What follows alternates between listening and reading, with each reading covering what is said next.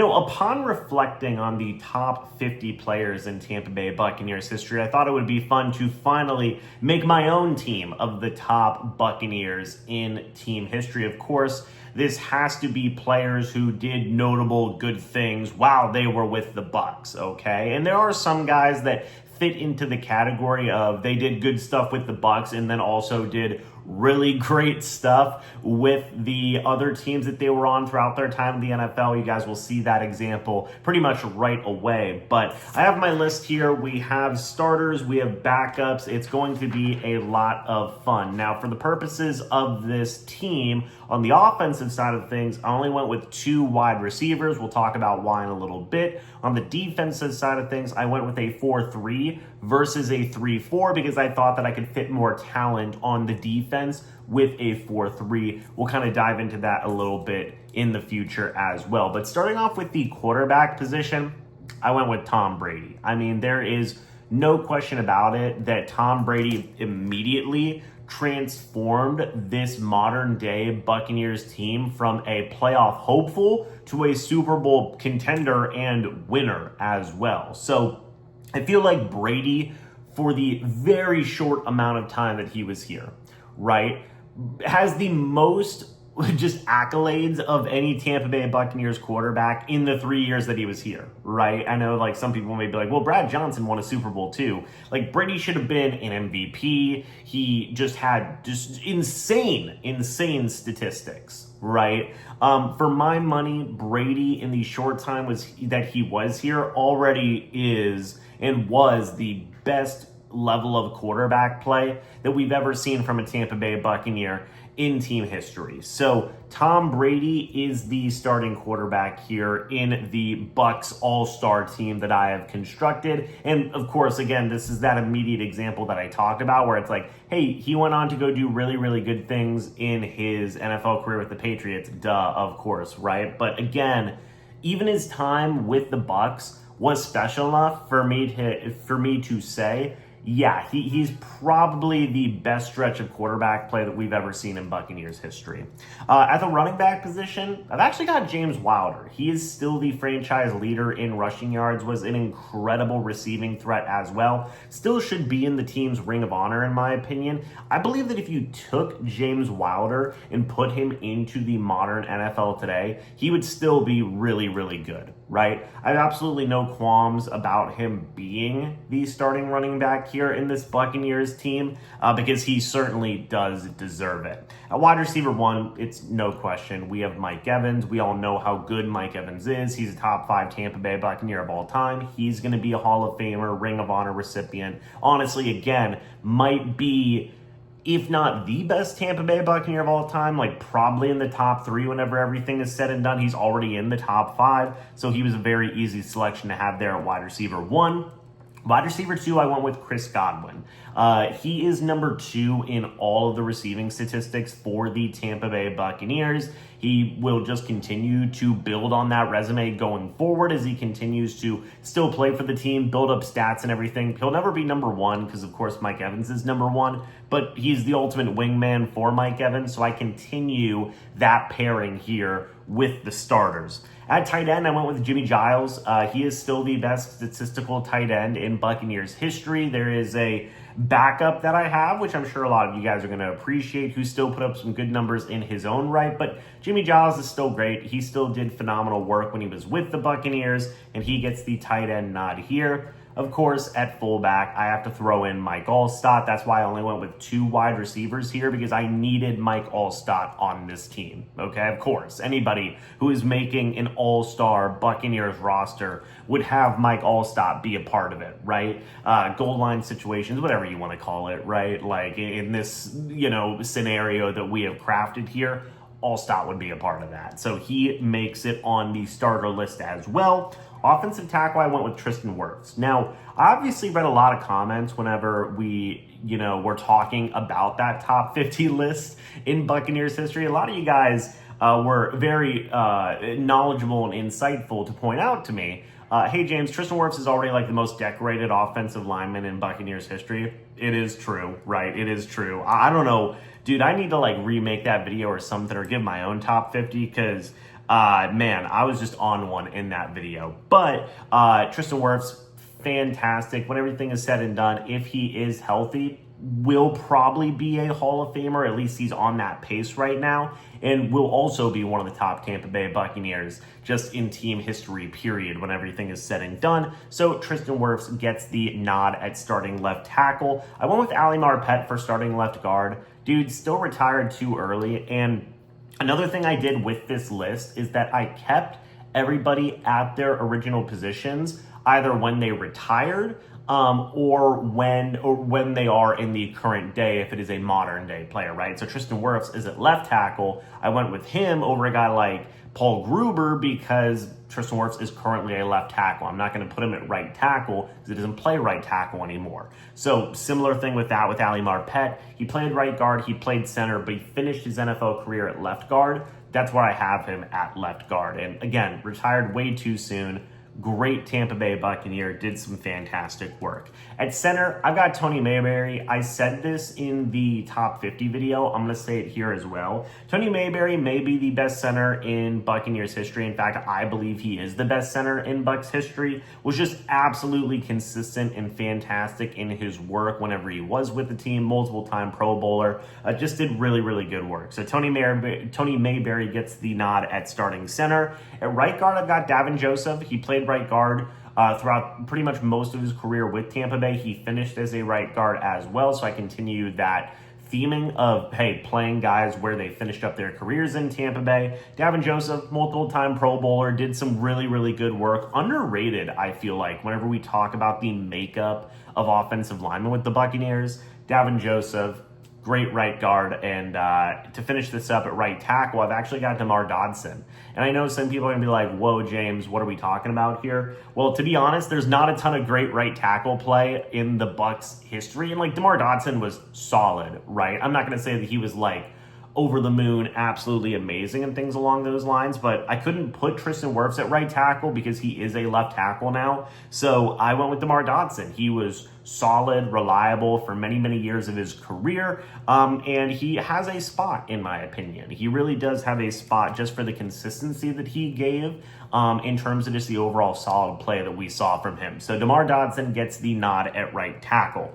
Now for the defensive side of things. Firstly, with the starting defensive line at defensive end, I've got Leroy Selman. Duh, right? I mean, again, arguably the best Tampa Bay Buccaneer ever. Dude, it really solidifies what it means to be a Tampa Bay Buccaneer. He was the first great, right? And I know there's always going to be that debate of like, who's better, Derek Brooks or Leroy Selman. It's a tough call, in my opinion, because Leroy Selman was that good. The first Hall of Famer in Bucs history, absolute legend. Love him here at defensive end. A defensive tackle, I've got Warren Sapp, and I've got Gerald McCoy. Of course, with Warren Sapp, he's a Hall of Famer. He's phenomenal. We all know this. Gerald McCoy, it's so divisive with what people think about whenever we think about McCoy. I love Gerald McCoy, and I think that he was absolutely fantastic. I think he's the second best defensive tackle in Bucs history, obviously, based on my list here.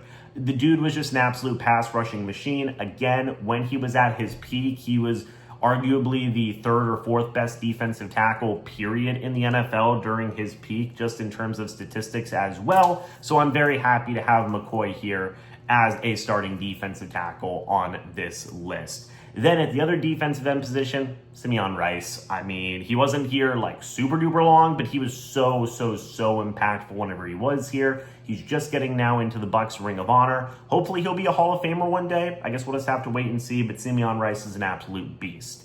For the linebackers, Derek Brooks is an outside linebacker. Duh. Again, he's up there with Leroy Selman as like, who is the best Tampa Bay Buccaneer of all time? Levante David, I have at middle linebacker. I did kind of get away with this one because I know he played outside linebacker for the majority of his career, but currently he's an inside linebacker. So, you know, I did get away with that one. And then Hardy Nickerson, this one I just messed up. I kind of forgot about. Hardy Nickerson was an inside linebacker throughout his time with the Bucs, but I have him at outside linebacker here. Kind of flipped on that one, so it is what it is. I had to have Hardy Nickerson in here, dude. He's very, I don't know, is he underrated? I feel like he's pretty properly rated amongst the Bucs fan base. Dude was just an absolute beast when he was here. Again, was only here for a handful of years, but was very much like Simeon Rice, was only here for a handful of years, but was phenomenal when he was here.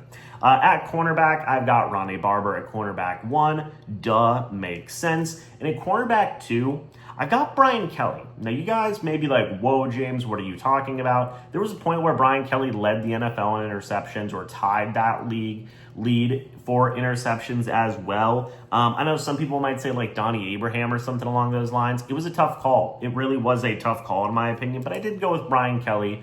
Dude was very, very good in his own right as well. I think he's kind of underrated. At safety, free safety, Antoine Winfield Jr., that one may be like, some people are like, ooh, what do you, is it too early? I don't know. But the dude's got some all-pros. He's got Pro Bowls. He got a big old contract.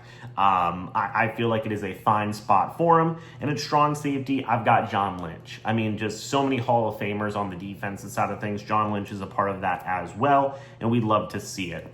Now, I did also do special teams. At kicker, I've got Martin Gramatica. I know a lot of people were like, James, Martin Gramatica overrated. What are you talking about? Well, I don't know. I went back, did some research. He was actually like above league average at the time for field goal percentage. He doesn't have a great field goal percentage, by the way, but the rest of the league sucked at kicking field goals or was kind of mid in terms of their field goal percentages as well. So Martin Gramatica, I get him there at kicker. It's fine. It's whatever. At punter, I've actually got Brian Anger. Brian Anger was such a good punter for the Buccaneers. I really wish they never would have gotten rid of him because the dude was an absolute beast. Like very similar to Matt Bryant. If Matt Bryant would have played his whole career in Tampa Bay, he probably would have been one of the best kickers, if not maybe the best kicker in Buccaneers history. Dude had an absolute leg. And a long snapper, I've got Dave Moore. I got to throw in like one of the most tenured Buccaneers in team history on this list as well. Also, I did kick returners and punt returners.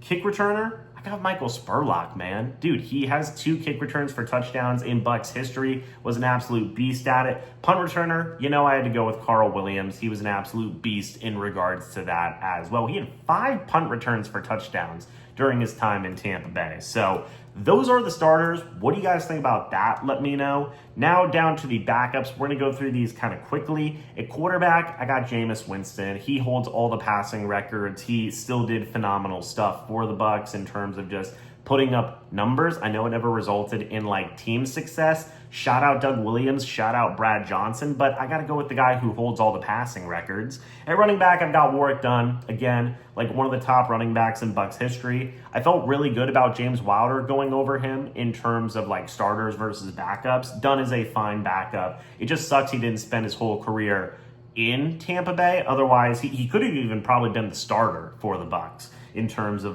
best running back in Bucs history.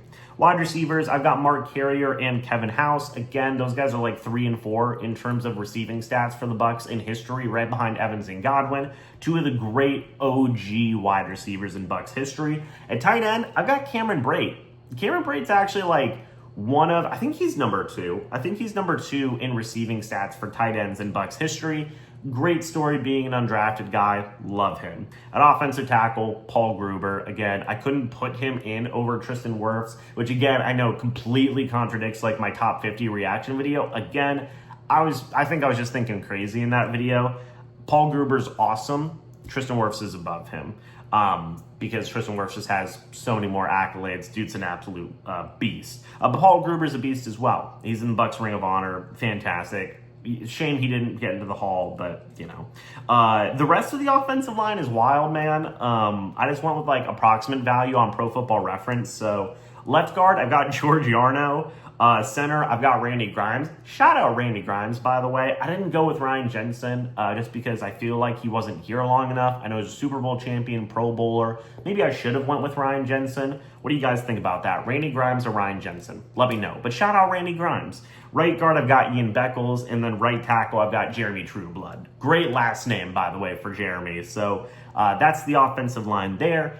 Defense, we've got Shaq Barrett at backup defensive end. When you hold the single season sack record for most sacks in Bucs history, you're going to be somewhere, be it with the backups or the starters. I obviously couldn't put him on that list above Leroy Selman or Simeon Rice, so that is what it is. shout out Shaq Barrett. Vita Vea comes in here at defensive tackle, and David Logan is in there as well. Those guys were just fantastic. Obviously, Vita Vea is still playing. He's a phenomenal nose tackle. He's not getting in over Sapp or McCoy right now, though, in my opinion. David Logan was just very, very solid in his own right. Also, I put Will Golson at other defensive end. You guys are probably going to say, like, what about Chidi Anuatu and stuff like that? Listen, Will Golson is like 5th in most games played for a Tampa Bay Buccaneer. I got to give the longevity credit here, man. He's got to have a spot just for the fact that he was around for so freaking long. So shout out Will Golson.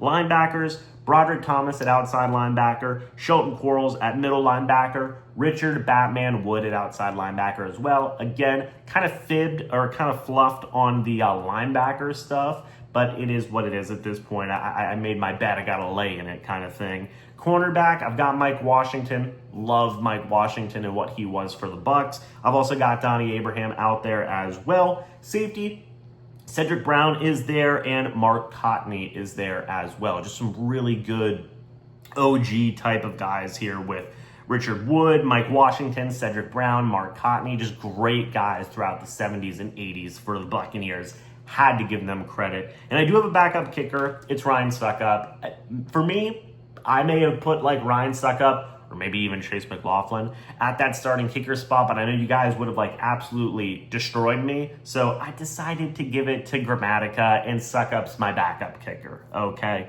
But that's it, guys. That is my all-star list. Let me know your thoughts and opinions about it down in the comments section below. What do you guys agree with? What do you guys disagree with in terms of who I had as the starters, who I had as the backups? Let me know. I'd love to hear your guys' thoughts and opinions about it. Hey, thank you guys so much for watching this video. We're just doing some fun stuff as we get ready for week 1 here, so stay tuned for more stuff coming in. And as always, guys, I'll see you all in the next video or the next live stream. But until then, and as always, guys, goodbye for now, and go Bucs.